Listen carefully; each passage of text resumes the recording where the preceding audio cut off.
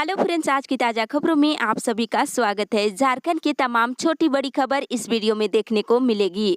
सबसे पहले बड़ी खबर, 8 जून से होटल, मॉल और धर्म स्थल खुल सकेंगे। एक बड़ी खबर, लॉकडाउन 5वें चरण की घोषणा। कंटेनमेंट जोन में 30 तक पाबंदी जारी। अनलॉक 1 के तहत धीरे धीरे गतिविधियां शुरू होगी। बता दें, केंद्र सरकार ने शनिवार को 1 से लेकर 30 जून तक के लिए लॉकडाउन के 5वें चरण का ऐलान कर दिया है।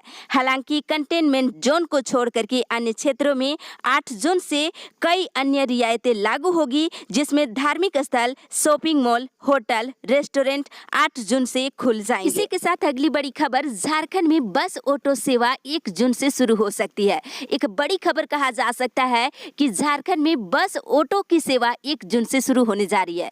1 जून से राज्य में बस ऑटो आदि की सेवाएं शुरू कर सकती है राज्य सरकार। इस संबंध में आपदा प्रबंधन विभाग की फाइल मुख्यमंत्री हेमंत सोरेन के पास शनिवार को पहुंच गई है और उम्मीद है कि इस पर रविवार को निर्णय यानी कि आज लिया जाएगा।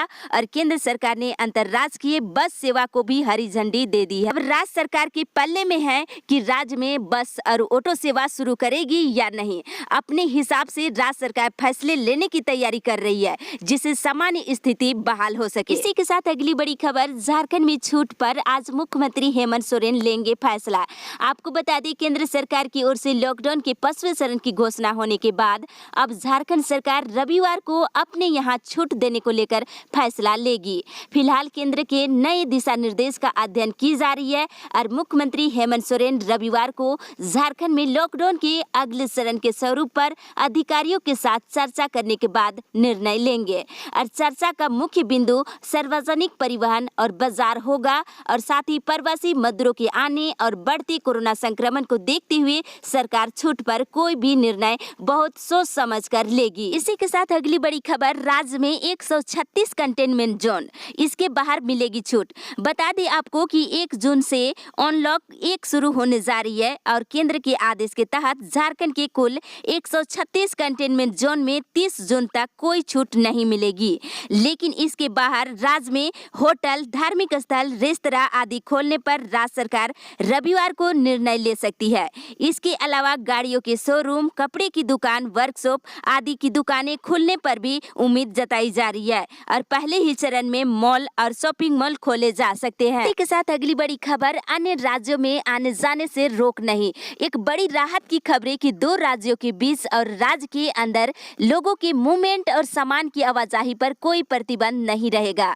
इसके लिए अलग से इजाजत लेने या फिर ई पास, ई परमिट की जरूरत नहीं होगी। यदि कोई राज्य मूवमेंट को कंट्रोल करने का प्रस्ताव रखता है तो पहले प्रचार करना होगा। साथ ही बता दें कि पूरे देश में सिर्फ नाइट कर्फ्यू लागू रहेगा। रात के 9 बजे से लेकर सुबह के 5 बजे के बीच जरूरी सेवाओं को छोड़कर किसी तरह के मूवमेंट की इजाजत नहीं होगी। इसी के साथ अगली बड़ी खबर, झारखंड कोरोना अपडेट्स। झारखंड में एक दिन में 72 पॉजिटिव मरीज। बता दें, झारखंड में शनिवार को 72 नए कोरोना संक्रमित मरीज मिले हैं। इसके साथ ही झारखंड में कोरोना संक्रमितों की संख्या बढ़ करके 594 हो गई है। इसकी पुष्टि स्वास्थ्य विभाग ने कर दी है। और बता दें, मिले मरीजों में से जमशेदपुर से 43, धनबाद में 13, हजारीबाग में 4, सिमडेगा में 4, गढ़वा, खुट्टी में 2-2 मरीज और पाकुड़, साहेबगंज, गुमला, पलामू में 1-1 संक्रमित मरीज मिले हैं। झारखंड में लगातार कोरोना मरीजों की संख्या बढ़ रही है। इसी के साथ अगली बड़ी खबर, मौसम विभाग से आज से 2 जून तक बारिश चलेगी, तेज हवाएं। रांची सहित आसपास के इलाकों में रविवार से ही आगामी 2 जून तक बारिश का असर है। साथ ही 31 मई को राज्य के मध्य और दक्षिण पूर्वी और उत्तरी जिले में बारिश होगी और 1 जून को राज्य के मध्य और उत्तरी जिले में और 2 जून को राज्य के उत्तर पूर्वी और दक्षिण पूर्वी जिलों में और 3 जून को राज्य के दक्षिण पूर्वी जिले में और कुछ स्थानों पर तेज हवा और गरज के साथ वज्रपात हो सकती है और हल्की माध्यम दर्जे की बारिश होने की संभावना है। इसी के साथ अगली बड़ी खबर, 8वीं, 10वीं और 12वीं कक्षा की पढ़ाई 1 जून से संभव नहीं। एक बड़ी खबर बता दें, राज्य के सभी सरकारी स्कूल में 8वीं, 10वीं, 12वीं की कक्षा की पढ़ाई 1 जून से शुरू नहीं हो सकेगी। झारखंड शैक्षणिक अनुसंधान और प्रशिक्षण परिषद ने इनकी कक्षाओं को स्थगित कर दिया है। विद्यालय 1 जून से खुल रही है, लेकिन गैर शैक्षणिक कार्य ही किए जा सकते हैं। इसी के साथ अगली बड़ी खबर, मानदेय नहीं मिलने से पारा शिक्षक परेशान। बता दें, पारा शिक्षकों को 2 माह से मानदेय नहीं मिलने से स्थिति चिंताजनक हो गई है। और पारा शिक्षक संघ के जिला सचिव लाल उमय शंकर नाथ सहदेव ने बताया है कि ईद के मौके पर भी शिक्षकों को मानदेय नहीं दिया गया और यह चिंता की बात है कि उनके समक्ष काफी विकट स्थिति उत्पन्न हो गई है। और कई पारा शिक्षक ऐसे हैं जिनका आजीविका सिर्फ मानदेय पर टिका हुआ है, वैसे शिक्षक फिलहाल मजदूरी करने को विवश हो गए हैं। इसी के साथ अगली बड़ी खबर, कल से पूरे देश में शुरू होगी 200 विशेष रेलगाड़ियां। यात्रियों के लिए एक बड़ी खुशखबरी कहा जा सकता है कि देश के विभिन्न हिस्से में फंसे लोगों को उनके घर तक पहुंचाने के लिए भारतीय रेलवे ने 1 जून से 200 विशेष रेलगाड़ियों का परिचालन शुरू करने जा रही है। और यह ट्रेन पहले से चल रही श्रमिक और विशेष ट्रेन से अलग होगी। आपको बता दें 31 मई रविवार को लॉकडाउन के चौथे चरण समाप्त हो रही है। इसके अगले दिन यानी सोमवार से ही 200 गाड़ियां सवारियों को लेकर के दौड़ने लगेगी। इन ट्रेन में सफर करने के लिए बीते 22 मई से ही टिकट की बुकिंग शुरू हो चुकी है। रेलवे के मुताबिक 200 विशेष ट्रेन के लिए वेबसाइट के अलावा चुनिंदा रेलवे स्टेशनों के काउंटर में भी आप टिकट ले सकते हैं। इसी के साथ अगली बड़ी खबर, किसानों को जल्द आर्थिक सहायता दे सरकार, किसानों को 5,000 रुपये सहायता राशि। बता दें राज्य के पूर्व मंत्री बंधु तिर्की ने कृषि मंत्री को पत्र लिखकर लॉकडाउन, ओलावृष्टि, बेमौसम बारिश से क्षति कृषकों की समस्याओं की जानकारी दी है और मंत्री से किसानों को यथाशीघ्र राहत देने का आग्रह किए हैं।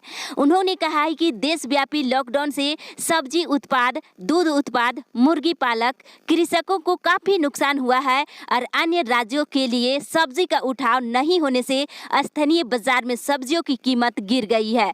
और चिन्हित कृषकों को 5,000 रुपये प्रति एकड़ के हिसाब से 3 महीने तक सहायता राशि दिया जाए और गोपालक को 3 माह तक 2,000 रुपये प्रति गाय प्रति माह सहायता मिले। साथ ही मुर्गी पालकों को 5,000 रुपये प्रति महीने सहायता राशि दी जाए। ऐसी कई मांग शामिल किए गए हैं। इसी के साथ अगली बड़ी खबर, सभी प्रवासी मजदूरों को मिलेगा रोजगार, राज्य में ही नौकरी दिया जाएगा। आपको बता दें मजदूरों की डाटा इकट्ठा की जा रही है। प्रेस वार्ता में झारखंड के श्रम नियोजन मंत्री सत्यानंद भोक्ता ने कहा है कि सरकार सभी प्रवासी मजदूरों का डाटा इकट्ठा कर रही है। अब तक देखा जाए तो 5,51,040 मजदूरों की जानकारी सरकार के पास उपलब्ध हो गई है और सभी डीसी और अन्य अधिकारियों को दिशा निर्देश जारी की जा रही है कि सभी प्रवासी मजदूरों को रोजगार से जोड़ने का सामूहिक प्रयास किया जाए। इसी के साथ अगली बड़ी खबर, शिक्षकों को गैर शैक्षणिक कार्य में न लगाए। एक बड़ी खबर की राशन कार्ड की जांच और जन वितरण प्रणाली की दुकानों पर शिक्षकों की प्रतिनियुक्ति पर तत्काल रोक लगाने की मांग को लेकर के अखिल झारखंड प्राथमिक शिक्षक संघ के महासचिव अजय कुमार सिंह ने डीसी को ज्ञापन पत्र सौंपे हैं और उन्होंने डीसी से मांग किया है कि शिक्षकों को इस प्रकार के गैर शैक्षणिक कार्य से मुक्त रखा जाए। इसी के साथ अगली बड़ी खबर, फर्जी कार्ड जमा अभियान को स्थगित कराने की मांग। एक बड़ी खबर की विधायक रामचंद्र सिंह ने मुख्यमंत्री और खाद्य आपूर्ति मंत्री मुख्य सचिव को पत्र लिख करके राशन कार्ड जमा करने की इस अभियान को स्थगित करने की मांग किया है।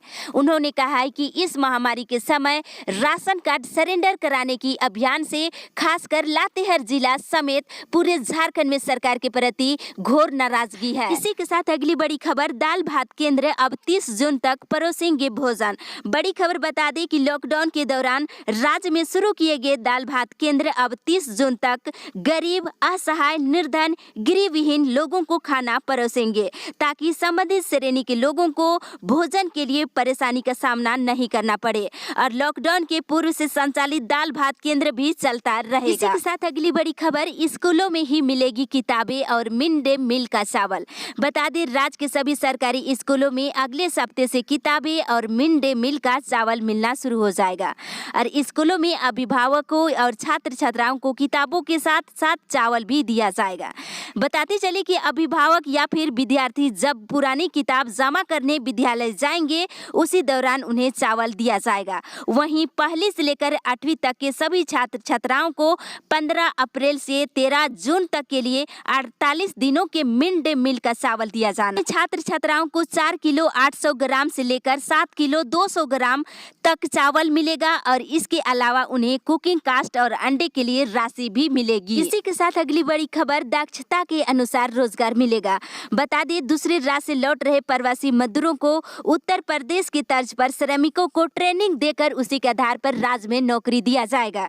इसको लेकर के मुख्यमंत्री हेमंत सोरेन को पत्र लिखा गया है और बता दें क्वारंटाइन समय पूरा कर चुके श्रमिकों को रोजगार देने का काम भी शुरू कर दिया गया है और ट्रेंड मजदूर यानी कि प्रशिक्षित मजदूरों को नियोजन कर रास्ता को लेकर के इंतजार की घड़ी शुरू हो गई है। इसी के साथ अगली बड़ी खबर, कॉपियों की मूल्यांकन की लाइव मॉनिटरिंग। बता दें झारखंड बोर्ड के मैट्रिक इंटर अभ्यर्थियों की कॉपी जांच जैक की ओर से कॉपियों की मूल्यांकन पर सीधी नजर रखी जा रही है।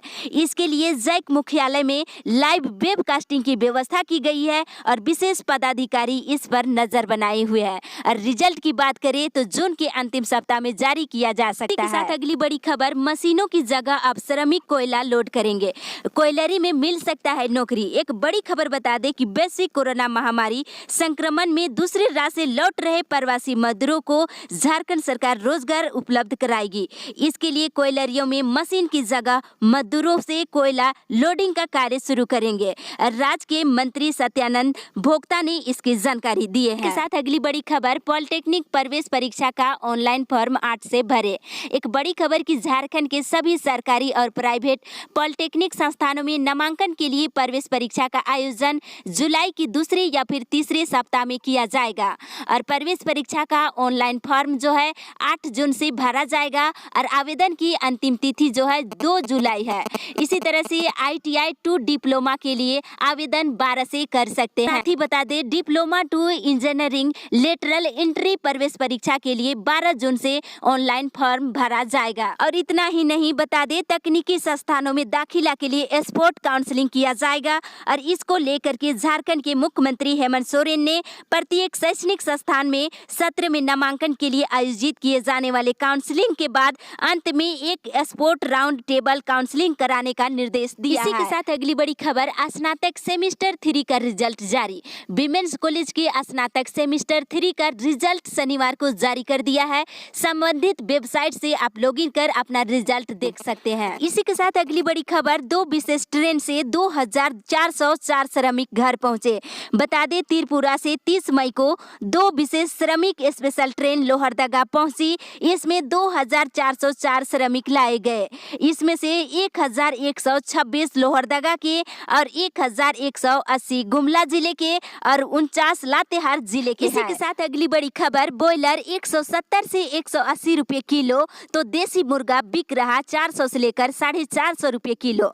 बता दें बॉयलर मुर्गा 170 से लेकर 180 रुपए किलो बिक रही है, वहीं देसी मुर्गा की कीमत 400 से लेकर 450 रुपए किलो हो गई है। मटन 700 से लेकर 800 रुपए किलो। बता दें मुर्गा के साथ ही बकरे की मीट की कीमत भी बढ़ गई है। मटन 700 से लेकर 800 रुपए किलो बिक रही है, जबकि सामान्य दिनों में इसकी कीमत जो है 500 से लेकर 600 रुपए किलो मिलता है। अपडेट में बस इतना ही। आगे की खबर के लिए और डेली की खबर पाने के लिए आप हमारे चैनल में नए हैं तो जरूर सब्सक्राइब करें। इसके साथ ही बेल आइकन को जरूर प्रेस करें और वीडियो अच्छा लगे तो लाइक करना ना भूले। आगे की खबर के लिए आप हमारे साथ बने रहें।